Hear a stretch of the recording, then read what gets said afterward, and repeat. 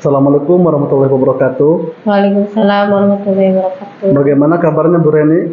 Alhamdulillah baik Pak Dodi. Pak Dodi apa kabar hari ini? Alhamdulillah saya juga dalam keadaan sehat walafiat dan keadaan baik-baik saja Bu Reni. Baik. Oke. Ibu Reni, hari ini Ibu Reni itu akan melakukan coaching kan? Iya Pak Dodi, betul. Oke, sebelum Ibu Reni menjadi coaching atau melakukan coaching, di sini saya akan menjelaskan rubrik penilaian percakapan Ibu saat menjadi coach nanti ya. Iya. Yaitu rubrik yang meliputi tentang yang pertama di sini ada prinsip coaching ya Bu. Iya.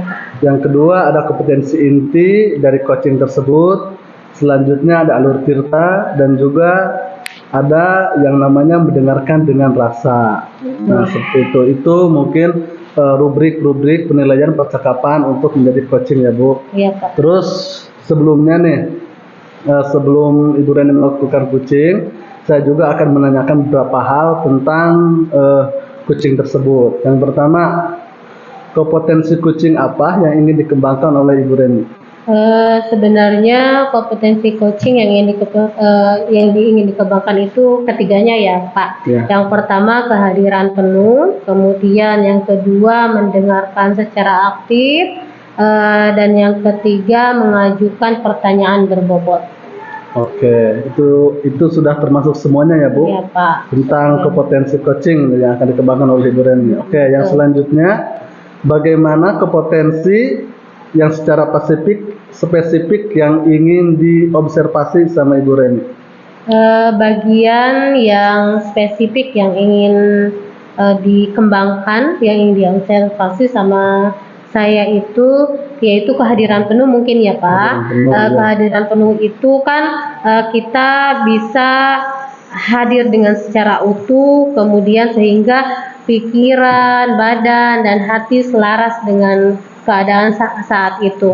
Karena dengan kehadiran penuh nanti selanjutnya kita akan bisa mendengarkan dengan aktif yang nantinya akan menimbulkan pertanyaan-pertanyaan yang lebih berbobot gitu Pak. Oke, sangat bagus sekali dan sangat hebat sekali ya Ibu Reni untuk menjadi coaching tersebut. Nah, tetapi ini Bu, yang terakhir Ya, saya ingin menanyakan nih tolak ukur keberhasilan dari indikator tujuan pengembangan yang ingin dikembangkan oleh Bu Reni pada saat menjadi coaching, apa saja tuh Bu?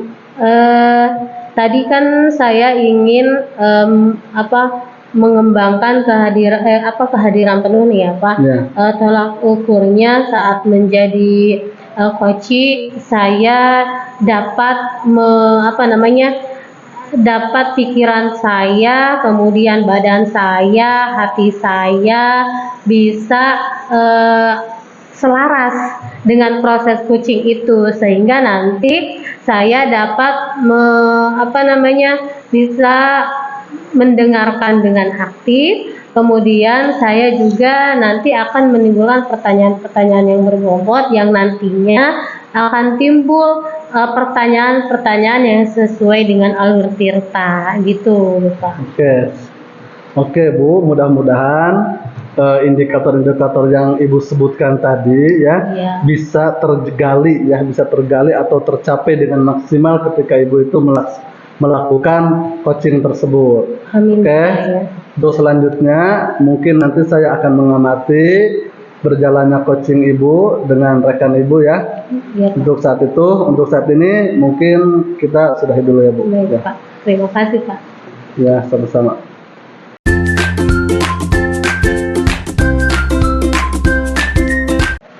Assalamualaikum Bu Oimi. Waalaikumsalam Bu Reni. Apa kabar hari ini? Alhamdulillah baik Bu. Gimana kabar Ibu? Alhamdulillah baik juga. Alhamdulillah. Bu Oimi, apa ada yang perlu dibicarakan hari ini? Oh iya Bu, sepertinya ada yang saya pikirkan Bu mengenai rekan-rekan di sekolah, terutama rekan mengajar ya Bu ya. Setelah saya lihat, saya perhatikan respon siswa di kelas, murid-murid, rekan guru itu selalu mengajar monoton gitu. Jadi lebih pada metode ceramah lagi. Terus mereka enggan menggunakan media pembelajaran yang kreatif. Kalau saya tanyakan, terkadang mereka bilangnya malas mempersiapkan semuanya seperti itu. Jadi kembali lagi ke metodenya ceramah. Jadi lebih ke konvensional seperti itu, Bu. Oh iya, jadi masalah Bu Emi hari ini adalah rekan guru yang mengajarnya masih monoton ya. Padahal kan sekarang sudah sudah kurikulum merdeka dan kita harus lebih kreatif ya Bu Iya, ya betul. dalam memberikan pelajaran kepada siswa. Nah, kira-kira setelah kita berbicara nanti, apa yang diharapkan dari percakapan hari ini antara saya sama Bu Emi? Yang saya harapkan ya Bu ya dari bincang-bincang kita hari ini, sebenarnya saya ingin guru-guru di sekolah saya itu ada peningkatan dalam segi penggunaan metode pembelajaran yang lebih kreatif, inovatif, lalu media pembelajaran yang beragam seperti itu. Saya inginnya seperti itu, jadi agar anak murid di kelas itu tidak bosan, apalagi anak-anak kalau ditanya gurunya jarang masuk, hanya memberikan tugas seperti itu kan kasihan sekali ya Bu ya gitu. Betul. Jadi nanti setelah proses percakapan ini diharapkan mungkin guru-guru yang tadi Bu Emi katakan itu lebih kreatif lagi, lebih inovatif lagi ya. Nah, setelah ini kan ada tadi guru-guru yang kurang ini ya. Kira-kira penyebab dari masalah itu apa ya, Bu? Banyak faktor sih Bu, selain faktor dari guru itu, dari internal dari guru itu sendiri ya, atau motivasi belajar gurunya, atau mungkin dari faktor eksternal karena memang rata-rata kan beberapa sekolah yang saya ini kan mereka kan beberapa guru-guru honor ya, jadi mereka lebih fokus pada pekerjaan di luar begitu. Terus faktor mungkin dari keinginan belajar yang merendah ya, terutama guru-guru. Itu menurut saya sih itu ya Bu ya. Oh, jadi mungkin penyebabnya itu tadi ya sudah dijelaskan sama Bu Emi bahwa mungkin gurunya masih honor yang ingin lebih itu di luar gitu. Kemudian kira-kira apa penyebabnya? Penyebab hal itu bisa terjadi. Maksudnya kenapa si guru tersebut maksudnya tidak semangat dalam ketika motivasi gurunya itu tidak ada gitu saat mengajar. Kalau beberapa guru senior sih mereka minat untuk belajarnya itu berkurang ya. Karena sudah senior itu mungkin ya. Jadi ya sudahlah, buat apa belajar lagi. Tapi kalau untuk guru-guru yang honor yang baru ini kan karena memang faktor mereka juga sibuk mungkin ya. Tidak hanya di satu sekolah tapi di beberapa sekolah mungkin terbagi, jadi fokusnya juga terbagi begitu ya. Itu kali ya. Jadi buat saya berpikir bagaimana ya untuk meningkatkan motivasi belajar guru terutama dalam kelas gitu. Jadi Bu Emi, kondisi ideal yang diharapkan Bu Emi itu untuk guru-guru supaya motivasi belajarnya lebih ini apa kira-kira? Yang saya harapkan dari guru-guru, karena sekarang kan sudah zaman digitalisasi mau tidak mau kan harus mengikuti zaman. Lalu guru-guru kan memang kodratnya memang harus belajar sepanjang hayat. Mereka harus cari tahu perkembangan zaman. Idealnya guru-guru mau mengikuti beberapa mengembangkan kompetensinya dengan mengikuti beberapa pelatihan, atau guru-guru itu mencari tahu tentang metode pembelajaran yang baru seperti apa, lalu aplikasi-aplikasi yang baru yang membuat anak-anak semangat di kelas itu seperti apa. Harusnya kan seperti itu inginnya. Jadi saat di kelas itu sudah ada persiapan maksimal sehingga anak-anak itu semangat gitu. Jadi mereka itu menantikan gurunya. Begitu, maunya sih seperti itu, Bu. Oh, begitu. Jadi kondisi ideal yang aku harapkan, walaupun senior gitu ya Bu ya, tapi mereka tetap semangat mempelajari sesuai dengan perkembangan zaman saat ini ya Bu ya. Iya, Bu. Kemudian kira-kira nih, apa yang bisa Bu Emi lakukan untuk mencapai kondisi ideal itu? Oke. Yang dapat saya lakukan sebenarnya ada banyak cara ya Bu ya, selain itu melakukan pendampingan secara individu antara rekan kerja atau melakukan monitoring gitu sesama rekan kerja. Itu juga bisa dilakukan terkait bisa berbagi praktik belajar. Itu juga bisa dilakukan terkait bisa berbagi praktik belajar begitu ya dari guru-guru yang sudah ada atau dari teman-teman yang lain begitu yang sudah menggunakan metode atau media pembelajaran begitu itu. Selain itu adapun bisa melakukan misal pelatihan, in-house training atau workshop yang dilakukan inter sekolah. Itu bisa juga seperti itu begitu. Ada banyak cara sebenarnya ya Bu ya.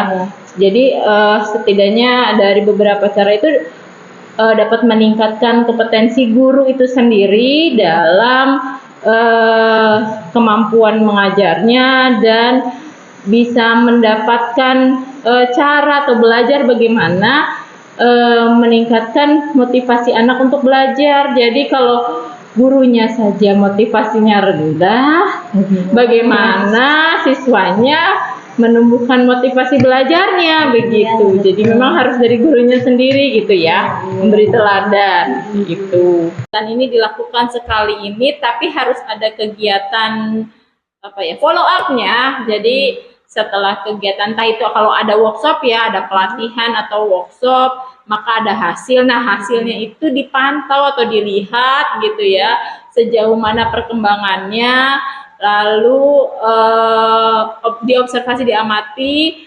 Nah, nanti mungkin di lain kesempatan lagi bisa jadi bahan evaluasi, dilakukan kembali apalagi yang kurang gitu. Iya, berarti langkah-langkah apa yang nanti Bu Emi rencanakan semoga berkelanjutan dan akan menjadi sesuatu yang bisa merubah guru-guru sesuai yang Bu Emi harapkan, yaitu terutama dalam hal motivasinya ya. Iya, dalam betul, hal betul. motivasinya. Selanjutnya yang terakhir mungkin ini ya Bu ya. Iya, Bagaimana perasaan Ibu setelah kita melakukan percakapan itu?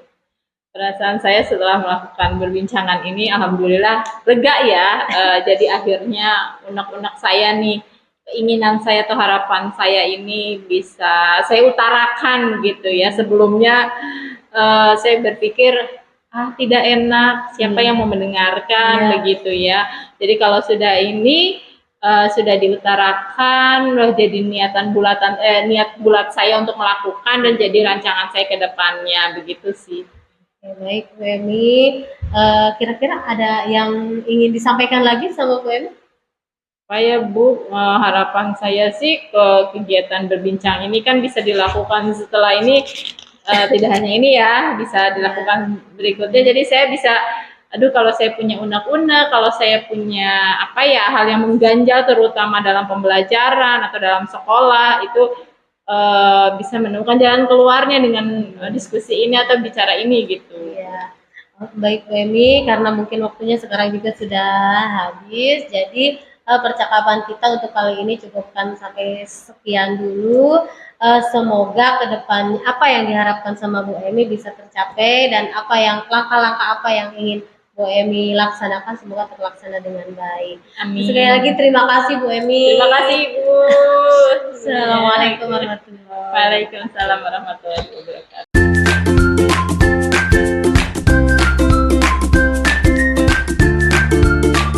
Ya, tadi saya telah mengamati proses coaching yang sudah dilaksanakan oleh Bu Reni, dan ada beberapa nih catatan. Sebelum ke sana, saya memiliki beberapa pertanyaan untuk Bu Reni. Iya, Pak. Yang pertama, apa yang sudah dilakukan pada saat melakukan coaching oleh Bu Reni?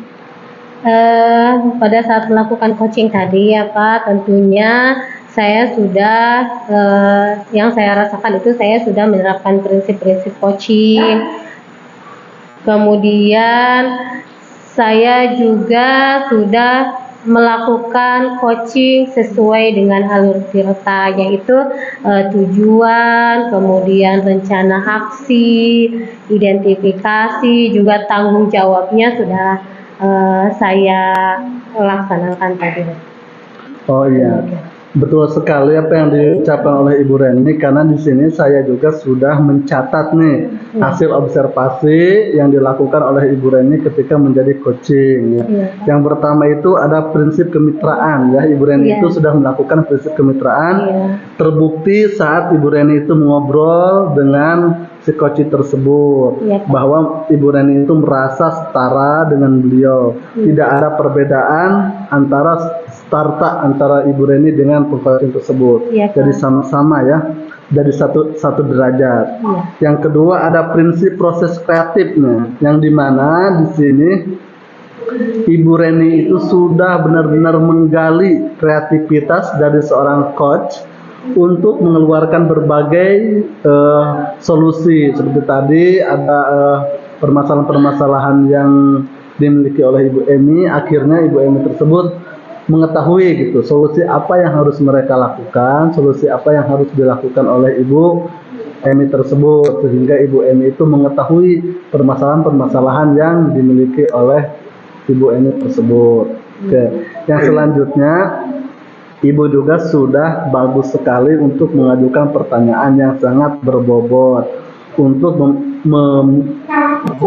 mengoptimalkan potensi dari si coach tersebut. Jadi pertanyaan-pertanyaan yang Ibu berikan atau pertanyaan-pertanyaan yang Ibu lontarkan kepada si coach ini sangatlah berbobot, seperti itu Bu. Terus di sini juga saya ada juga catatan, Ibu juga sudah menerapkan tentang kompetensi intinya ya, tadi sudah dijelaskan sangat jelas sekali gitu ya. Dan dari catatan yang saya itu kompetensi inti yang Ibu tadi sebutkan itu sudah terlaksana dengan baik ya. Yang paling penting yaitu sudah melakukan dengan alur tirta ya. Ibu juga tadi sudah melakukan dengan alur tirta, yang dimana alur tirta itu ada tujuan, ada identifikasi, ada rencana aksi, ada tanggung jawab, itu semuanya sudah tercatat dengan baik Bu. Untuk yang terakhir, ini saya ingin menanyakan kembali nih kepada Ibu, kompetensi apa lagi yang ingin Ibu kembangkan nih setelah melakukan coaching ini? Kompetensi yang ingin saya kembangkan setelah melakukan coaching ini, tadi kan saya ingin mengembangkan sebenarnya tentang kehadiran penuh terlebih dahulu ya.